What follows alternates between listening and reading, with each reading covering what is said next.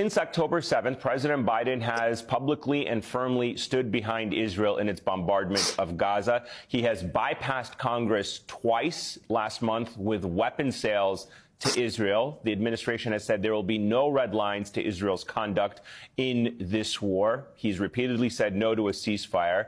But a U.S. official is now telling Axios that behind the scenes, quote, the president's patience is running out with Benjamin Netanyahu. Diplomatically, it is hard to think that he is supposedly losing patience with Israel and this prime minister while he's actively arming the country, enabling them to continue their attacks, providing for them diplomatic support and cover at the UN. What do you make of this disconnect between what is being leaked and the actions of the Americans? Well, this idea that there is frustration and why aren't they doing more in terms of what we're asking, get over yourselves. If you want to use your leverage, use your leverage. The leverage is there.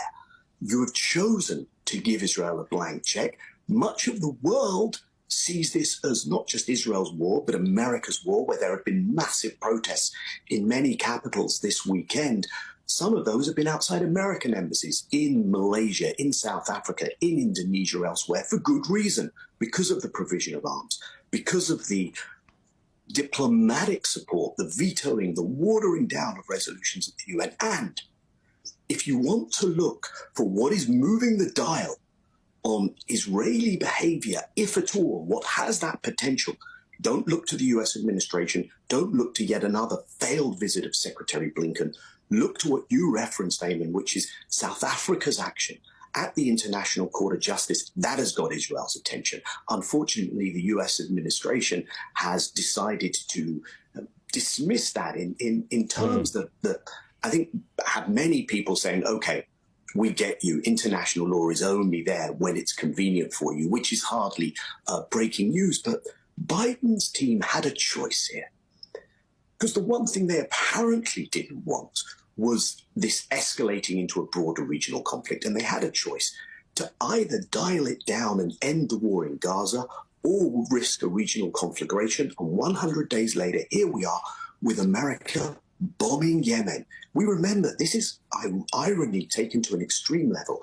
We remember at the beginning of this administration, they were getting in the face of the Saudis to end the war in Yemen. Now the Saudis are distancing themselves from America, ratcheting up bombings in Yemen in a war that was winding down while conducting extrajudicial assassinations in Iraq and elsewhere. So that is not a good place to be in any way, certainly not going into an election. And if anyone thinks that Back to the Future, Pax Americana in the Middle East is going to work out well, I've got an awful lot of history to sell you.